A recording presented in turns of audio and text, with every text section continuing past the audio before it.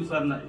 আল্লাহ আমি দুর্বল ছিলাম, সে পাওয়ারের মালিক ছিল, ক্ষমতাবান ছিল, গাইবী মামলা দিছে একটা না 100টা। গাইবী মামলা ছিল গাইবী মামলা, এটা কোথার তো আসে মামলা, যারা মামলা দেয় তারা নিজেই বলতে পারে না। আজকে আমরা একটু শর্ট করি জানি, কিয়ামতের দিন এক গ্রুপ মানুষ দুনিয়ার মধ্যে নামাজ পড়েছে, এভরিডে 5 টাইম নামাজ পড়েছে, হজ করেছে, যাকাত দিয়েছে, তাহাজ্জুদ পড়েছে, চ্যারিটির মধ্যে দিয়েছে, সব কিছু নেক আমল করেছে। এরপরেও কিয়ামতের দিন এক গ্রুপ মানুষ জাহান্নামের আগুনের লাকড়ি হবে। আমরা খেয়াল করি জানতাম এই মানুষ খারাপ। এই সম্পর্কে সহিহ মুসলিম শরীফের হাদিসের মধ্যে মেনশন হয়, আল্লাহর নবী সাল্লাল্লাহু আলাইহি সাল্লাম একদিন সাহাবায়ে কেরামদেরকে বললেন, সাহাবায়ে কেরাম তোমরা বলো তো দেখি, সবচেয়ে গরিব কো, সবচেয়ে সর্বহারা নিঃস্ব, সবচেয়ে গরিব খারাপ? সাহাবায়ে কেরাম বললেন, ক্বালু আল মুফলিসু ফিনা মান লা দিরহাম লাহু ওয়ালা মাতা।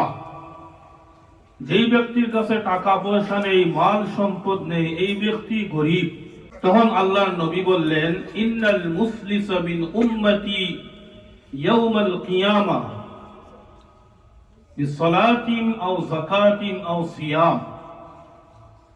আসল গরিব ওই গ্রুপ মানুষ কিয়ামতের দিন পাহাড় পরিমাণ সওয়াবের ভান্ডার লইয়া উঠবে। নামাজের সওয়াব, সাওমের সওয়াব, যাকাতের সওয়াব, হজের সওয়াব, উমরার সওয়াব। কিন্তু 3 ধরনের হক, বন্দার হক নষ্ট করেছিল। বন্দার হক 3 ভাবে কি করছিল? নষ্ট করছিল। প্রথম হইল গিয়া ওয়ায়াতি কাদ শাতামা হাযা, মানসিক ভাবে বন্দারে কষ্ট দিছিল, মানসিক নির্যাতন করছিল। মানসিক নির্যাতন আল্লাহর নবী মেনশন করেন, কাদ শাতামা হাযা, মানুষকে কঠোর ভাষায় গালি দিয়েছিল, গালিগুলাজ করেছিল। এক গ্রুপ মানুষ দেখবেন একটু কথাবার্তা শুরু হয়ে গেলে তার একমাত্র অস্ত্র হলো গালি, গালি ছাড়া কিছুই বুঝে না। এই যে গালি দিয়েছিল, কিয়ামতের দিন যাকে গালি দিয়েছিল, হে আল্লাহকে বলবে, আল্লাহ আমি দুর্বল ছিলাম, গালির উত্তর দেই না, সবর করছি। আমাকে সে মানসিক ভাবে হেরাস করছিল, হয়রানি করছিল, কষ্ট দিয়েছিল, নির্যাতন করছিল। আজকে তোমার ট্রাইব্যুনালও, তোমার কোর্টও এর বিচার চাই। এরপরে আল্লাহর নবী বলেন, ওয়া কাযাফা হাযা, মানুষকে মিথ্যা অপবাদ দিয়েছিল। একজন মানুষ জিনা করে নাই, অনুমান করে বলছিল সে জিনাকারী, তার কাছে কোনো প্রুফ নাই, কোনো সাক্ষী উইটনেস নাই, সে কি বলেছে? সে জিনা করছে। একজন মানুষ চুরি করে নাই, আপনি অনুমান করে বললেন সে চোর, ডাকাত। এখন তো রাষ্ট্রীয়ভাবে উলামায়ে কেরামদেরকে জিনার অপবাদ দিয়ে কারাগারের মধ্যে নির্যাতন দাখিল করা হয়, কারাগারের মধ্যে নিক্ষেপ করা হয় রাষ্ট্রীয়ভাবে। আল্লাহ ছাড় দেন, ছেড়ে দেন না। আল্লাহ কি করেন? ছাড় দেন, ছেড়ে দেন না। কিয়ামতের দিন এই ব্যক্তি বলবে, আমাকে আল্লাহ দেশের মধ্যে, সমাজের মধ্যে আমার সম্মানহানি করেছিল। আল্লাহ আমি দুর্বল ছিলাম, তার পাওয়ার ছিল, সে প্রভাবশালী ছিল, তার লাঠিয়াল বাহিনী ছিল, প্রশাসন, পুলিশ, রেব, আর্মি, সব কিছু তার ছিল। আমি কোনো কথা বলি নাই, একটু শব্দ করি নাই। আল্লাহ আজকে তার যে পাওনা, এটা তুমি বুঝিয়ে দিয়ে দাও। আল্লাহর নবী এর পরে বলেন, আরে একটা হক নষ্ট করছিল আর্থিক ভাবে, একটা হইল কি মানসিক ভাবে, আর একটা হইল গিয়া আর্থিক ভাবে। আর্থিক ভাবে কিভাবে? ওয়াকালা মাল হাযা, আল্লাহ সে আমার মাল রে আত্মসাৎ করছিল, জমিনের আইল তেলাইছিল।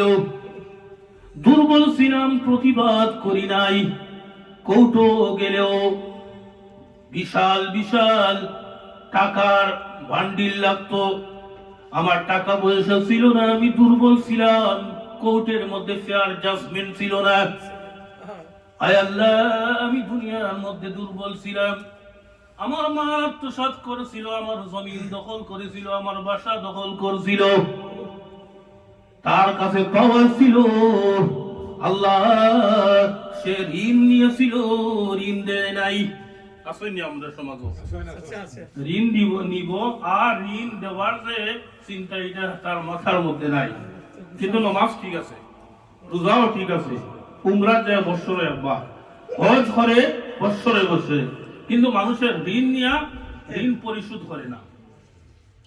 চাঁদাবাজি করছিল, চুরি করছিল, ক্ষমতায় ছিল, পাবলিকের সম্পদকে লুট তরাজ করছিল, কারাপশন করছিল, কোটি কোটি টাকা আল্লাহ সে সুইচ ব্যাংক পাচার করছিল। এই যে পাচার করতেছে যারা, পেট বড় করতেছে, আঙ্গুল ফুলে খোলা গাছ হইতেছে, সম্পদের পাহাড় করতেছে, তাদেরকে কি আল্লাহ ছেড়ে দিবেন? মোটেও ছাড়বেন না। কিয়ামতের দিন আল্লাহ বলবেন, তুমি মানুষের সম্পদ আত্মসাৎ করছিলে, এতিমের সম্পদ আত্মসাৎ করছিলে, বাপ মারা গেছেন, এই বাপের সম্পত্তির মধ্যে ভাইয়ের যেইভাবে হক ছিল, বোনেরও হক ছিল, কিন্তু বোনের হক দেয় নাই ডাকাইত, সে নিজে সব সম্পত্তি, বাপের সম্পত্তি ভোগ করছিল। আসেননি আমাদের সমাজে বোনের সম্পত্তির মধ্যে, বাপের সম্পত্তির মধ্যে বোনের হক নাইনি? কয়জনে দেই?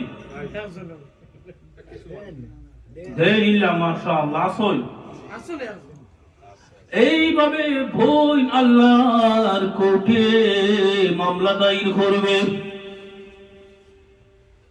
সেই কোর্টের মধ্যে হক কিভাবে আদায় করবা? পাউন্ড দিয়া। দুনিয়ার মধ্যে 100 পাউন্ড এখন আমানত রাখছিল আপনার কাছে, কিন্তু এই 100 পাউন্ড আপনি চল চাতুর করিয়া আপনি খাইছই। কিয়ামতের দিন তো পাউন্ডের কোনো কারবার নাই, কারেন্সির কোনো কারবার নাই, ডলারের কোনো কারবার নাই, টাকার কোনো কারবার নাই। আল্লাহ বলবেন, হক মারিয়া খাইছো, নামাজের হক দে, নামাজের সওয়াব দেও।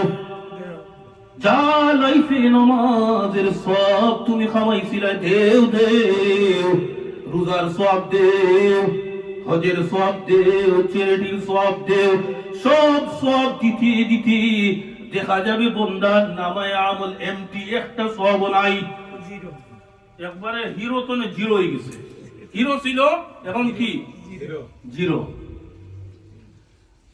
আরেক ভাবে বন্দায় অন্য বন্দার হক নষ্ট করছিল, এটা শারীরিক নির্যাতন। আল্লাহর নবী বলেন, ও দরাবা হাযা, বন্দায় দুর্বল ছিল, রিকশাওয়ালা, ঠেলা গাড়ি, ভ্যান গাড়িওয়ালা দুর্বল, এখন না কিভাবে তাদেরকে পিটানো হয়। দুর্বল, দুর্বলে তো বিচার নাই। আল্লাহ আমি দুর্বল ছিলাম, সে পাওয়ারের মালিক ছিল, ক্ষমতাবান ছিল, গাইবি মামলা দিছে, একটা না 100টা গাইবি মামলা ছিল। গাইবি মামলা এটা কোথার তো আসে মামলা, যারা মামলা দেয় তারা নিজেই বলতে পারে না। মিথ্যা সাক্ষী দিছিল, গাইবি মামলা দিছিল, আমি নিরপরাধ ছিলাম, নির্দোষ ছিলাম, আমাকে শারীরিক নির্যাতন করছে, রিমান্ড নিয়া আমাকে প্রহার করছে। ও দরাবা হাযা, আল্লাহ তোমার কোর্টে ফেয়ার জাজমেন্ট, আল্লাহ তোমার কাছে আমি বিচার চাই। তখন এই হক যারা নষ্ট করছিল, হকদারের ঋণ পরিশোধ করবে, টাকার মাধ্যমে নয়, সব দিতে থাকবে। সব দিতে দিতে এক পর্যায়ে দেখা যাবে তার নামে আমলের মধ্যে কোনো সওয়াব নাই, কোনো রিওয়ার্ড নাই। এরপরে হকদারের সমস্ত গুনাহ তার নামে আমলের মধ্যে দেওয়া হবে। যেই নামে আমল সওয়াবের দ্বারা ভরপুর ছিল, এখন এই নামে আমল গুনাহ দ্বারা ভরপুর। কেন? মানুষের হক নষ্ট করছিল। Very careful. এইভাবে তার যখন গুনাহ দেখা যাইব নামায়ে আমলের মধ্যে, আল্লাহর নবী পরে বলে, মিথ্যা সাক্ষী দিছিল, গাইবি মামলা দিছিল, আমি নিরপরাধ ছিলাম, নির্দোষ ছিলাম, আমাকে শারীরিক নির্যাতন করছে রিমান্ড নিয়া, আমাকে প্রহার করছে।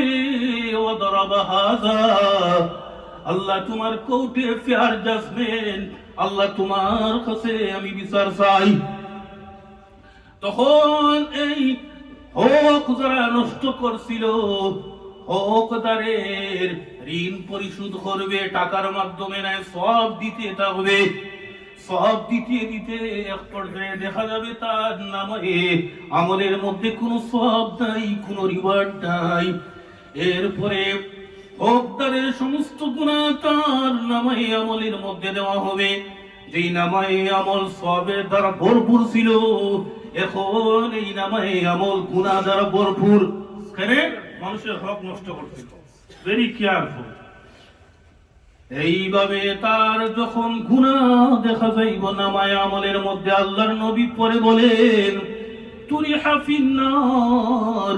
এই মুসল্লি, পরহেজগার, হাজী সাহেব, গাজী সাহেব, মৌলানা সাহেব, ইমাম সাহেব, তাকে উল্টা মুখী হরিয়া জাহান্নামের ধাউ ধাউ আগুনের মধ্যে নিক্ষেপ করা হবে। কত ধরনের প্রতারণা করে, কত ধরনের প্রতারণা করিয়া মানুষের হক নষ্ট করা হয়।